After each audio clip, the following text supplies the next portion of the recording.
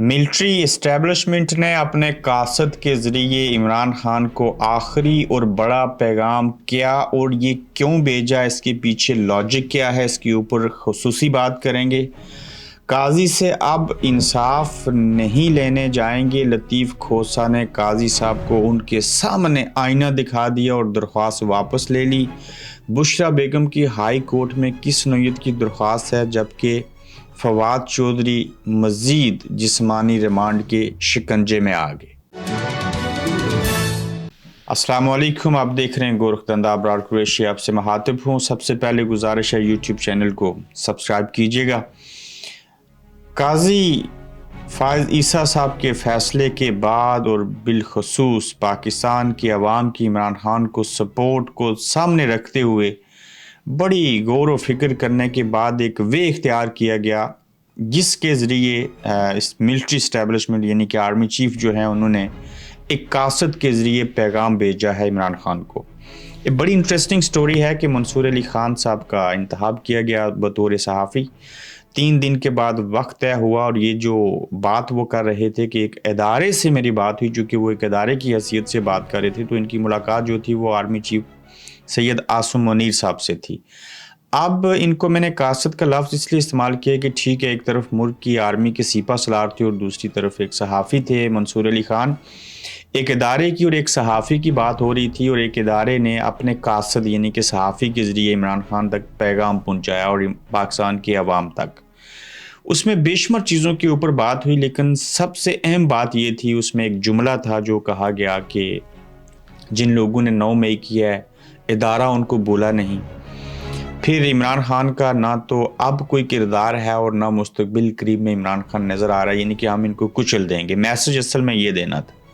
वहाँ पे कुछ एतराफ़ भी किया गया कि हाँ माजी में गलतियाँ हुई, जैसे नवाज शरीफ साहब के बारे में भी कहा गया था, उनके साथ भी जो कुछ हुआ वो गलत हुआ। और ये भी कहा गया जब मंसूर अली ख़ान ने सामने से कहा कि रेड लाइन खींच दी गई, ये चीज़ें हो गई, अब ये सामने नहीं आ सकेंगे, तो अब वही बात आप इमरान खान साहब के लिए कह रहे हैं। तो मियाँ साहब तो आज वापस हैं, नून लीग के तो गुनाह माफ़ हो गए, उनके तो केसेस माफ़ हो गए, उनकी करप्शन ख़त्म होगी, तो इसी इदारे ने बनाई थी।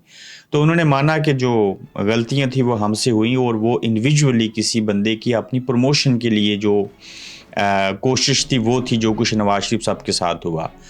अब इस बात को तो कोई हज़म नहीं कर सकता, वो एक पूरा इदारा था, पूरे इदारे का निज़ाम था जो नवाज शरीफ साहब के साथ जुड़ा था और अब भी पूरा इदारा है जो इमरान खान को कुचलना चाह रहा है। इमरान खान अगर इतना कमज़ोर होता, अगर वो कुचला जा सकता, तो आप किसी सहाफ़ी को बुला के उसे अपना कासद बना के बतौर इदारा आप उनसे पैगाम बाहर ना भेजते। आपने कहा कि KPK के अंदर भी जो सूरत हाल है पेशावर में, उसमें इमरान क्या करना चाहता है, हमें उनके इरादे पता हैं, तो हम जो हैं वहाँ पे भी उनको अपने उन इरादों में कामयाब नहीं होने देंगे। इमरान खान के जो इरादे हैं वो पूरे पाकिस्तान के हवाले से हैं, वो सिर्फ KPK के हवाले से नहीं हैं।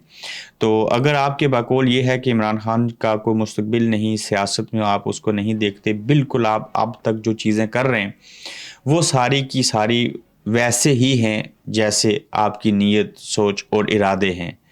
देखना यह है कि उसमें और जो जुमले और जो चीज़ें डिस्कस की गई उसमें यह था कि क्या इलेक्शन होंगे। उन्होंने कहा जी कि हर सूरत इलेक्शन होंगे, क्योंकि पाकिस्तान तहरीक इंसाफ से बल्ले का निशान वापस ले लेना ही इस बात की गमाजी है कि इलेक्शन जो है वो पाकिस्तान के अंदर होंगे या फ्री एंड फेयर होंगे। ये तो कोई सोच भी नहीं सकता, ऐसा मुमकिन ही नहीं है, क्योंकि अभी से जो इलेक्शन है वो इसलिए मुतनाज़ा बन चुके हैं कि आपने एक जमात से उसका इंतखाबी निशान ले लिया।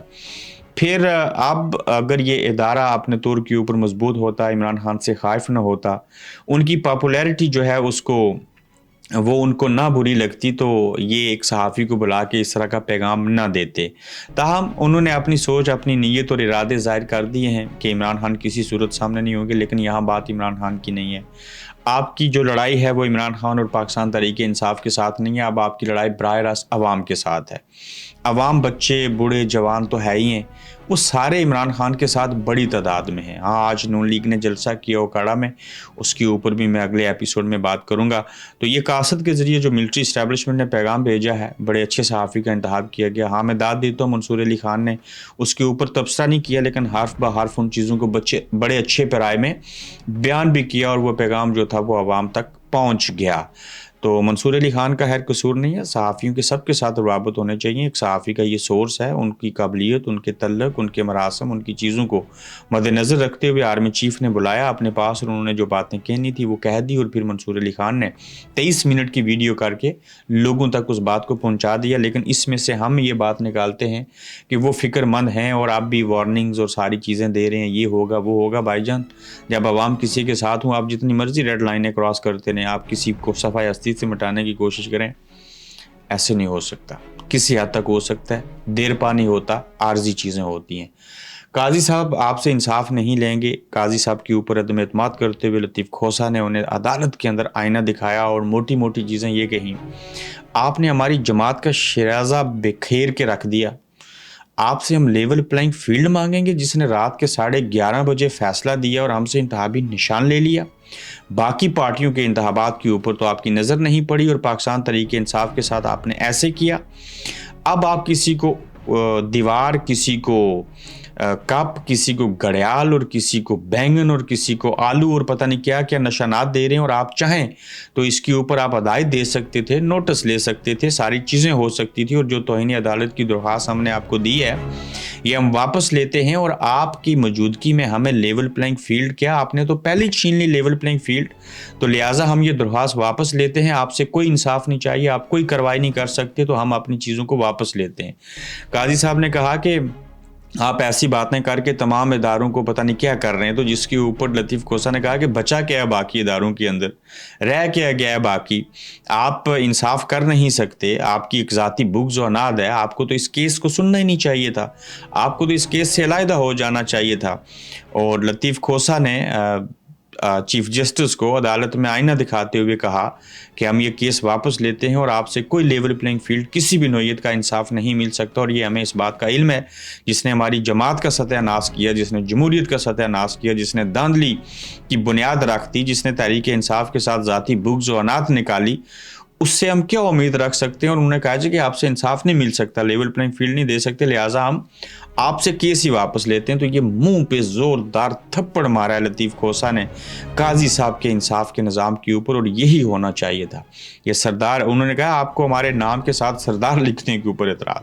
کوئی بندہ انٹرویو کلرک کے لیے دینا چاہے وکیل، تو آپ اس کو پی ٹی آئی کے بارے میں سوال کرتے ہیں. وہ خان اللہ نیازی جو تھے وہ انہوں نے بھی اس دن عدالت کے اندر چیزیں کہیں. تو قاضی صاحب، لوگ منہ میں زبان رکھتے ہیں، لوگ دماغ رکھتے ہیں، لوگوں کے کان اور آنکھیں ہیں، سنتے ہیں، دیکھتے ہیں، تو لوگ خاموش بھی نہیں رہتے اور نہ ہی کسی سے اس دور کے اندر ڈرتے اور ورتے ہیں. تو یہ صورتحال تھی آج جو کچھ عدالت میں ہوا. اس کے ساتھ دیکھیے کہ بشرا بیگم نے ایک درخواست دی ہے، جو عدت میں نکاح والا کیس تھا، ہائی کورٹ میں درخواست دی انہوں نے، اور درخواست کے اوپر اعتراض بھی لگا دیا گیا، اور اعتراض لگانے کے باوجود درخواست کو قبول کر لیا گیا، اور قبول کرنے کے بعد 3 رکنی بینچ جو ہے وہ بنا دیا گیا، اور اس درخواست کو سنا جائے گا. اب درخواست ظاہرہ یہی دی گئی ہے کہ اس کی سماعت کیجیے، اور یہ جو کیس ہے عدت میں نکاح والا، اس میں کوئی اس کی حیثیت نہیں ہے، اس میں کوئی جان نہیں ہے. آپ دیکھتے ہیں کہ بشرا بیگم نے جو درخواست دی ہے، بینچ بن گیا ہے، اس کی سماعت ہوگی، لیکن ان عدالتوں سے کہاں، کب اور کیسے انصاف ملے گا؟ یہ تو سب کیسز، ساری چیزیں جو ہیں وہ آپ کو ذلیل و خوار کرنے کے لیے بنائے گئے ہیں. تو ہائی کورٹ کیا، سپریم کورٹ کیا، یہاں پہ کچھ بھی آپ کو انصاف نہیں مل سکتا. مثال کے طور کے اوپر پشاور کی ہائی کورٹ نے جج ابراہیم خان نے فیصلہ دیا تھا، سپریم کورٹ نے اس فیصلے کو کالعدم قرار دے دیا، اور ہائی کورٹ کے جج کو یہ اختیار نہیں دیا گیا کہ وہ اپنے فیصلے کا دفاع کر سکے یا اس کے خلاف اپیل میں جا سکے. جج ہی سے ایک ہی ملک، ایک ہی آئین، ایک ہی ریاست، سارا کچھ. ہائی کورٹ کچھ اور کہہ رہی ہے، سپریم کورٹ کچھ اور کہہ رہی ہے، جبکہ آئین قانون ایک ہی ہے، صرف شکلیں اور عہدے الگ ہیں. عدالتوں کے اندر بیٹھے ہوئے یہ جو جسمانی لوگ ہیں جسم کے ساتھ، تو کم از کم جواز تو دیں کہ ان کا فیصلہ آپ نے کیوں کالعدم قرار دیا. فواد چودھری جو ہیں ان کا 3 روزہ مزید جسمانی ریمانڈ ہو چکا، پتہ نہیں 26 روز آپ ان کو اپنے پاس رکھ چکے ہیں، اب تک کیا ملا؟ کچھ بھی نہیں ملا. جو الیکشن کمیشن کے حوالے سے چیزیں تھیں، جو نیب نے ان کا جسمانی ریمانڈ لیا ہے، آپ ان سے آخر کیا کروانا چاہتے ہیں؟ پریس کانفرنس عمران خان کے خلاف ہو گئیں، تحریک انصاف کو وہ چھوڑ چکے، برا بلا وہ عمران خان کو کہنا نہیں چاہتے. تو اس ساری صورتحال میں آپ کے ارادے کیا ہیں؟ اور فواد چودھری ظاہر الیکشن بھی نہیں ان کو نہیں لڑنے دیں گے، تو کس چیز کی سزا؟ یہ فواد چودھری، یہ پرویز الہی، یہ شاہ محمود قریشی، آپ لوگ جو ہیں ان کو نشان عبرت بنانا چاہتے ہیں اور باقیوں کو ڈرانا چاہتے ہیں. اب خوف کی بھی ایک حد ہوتی ہے. اس دن شیر افضل نے بڑا اچھا نعرہ لگوایا کہ ڈر بڑھ گیا. تو یہ لوگ نہیں ڈریں گے. یہ جو آپ ان کو ڈرائیں گے، یہ نظام کو سمجھیں گے، اور نظام کو سمجھتے ہوئے ان کو شعور آئے گا، اور شعور آنے کے بعد وہ عمران خان کے ساتھ ہو چکے ہیں اور مزید بھی شامل ہوتے رہیں گے. تو شعور آنا ضروری تھا. باقی اقتدار میں آنا نہ آنا، الیکشن ہونا نہ ہونا، الیکشن ہو جائیں، ووٹ کا ڈالنا نہ ڈالنا، اور دھاندلی کروا لیں، جو مرضی چیزیں کریں، عوام کی حمایت جس کے ساتھ ہے وہی سکندر ہے. اپنا خیال رکھیے گا اور یوٹیوب چینل کو سبسکرائب کیجیے گا. اگلے ایپیسوڈ میں پھر آپ سے ملیں گے. آپ دیکھ رہے ہیں گورکھ دھندا ابرار قریشی کے ساتھ.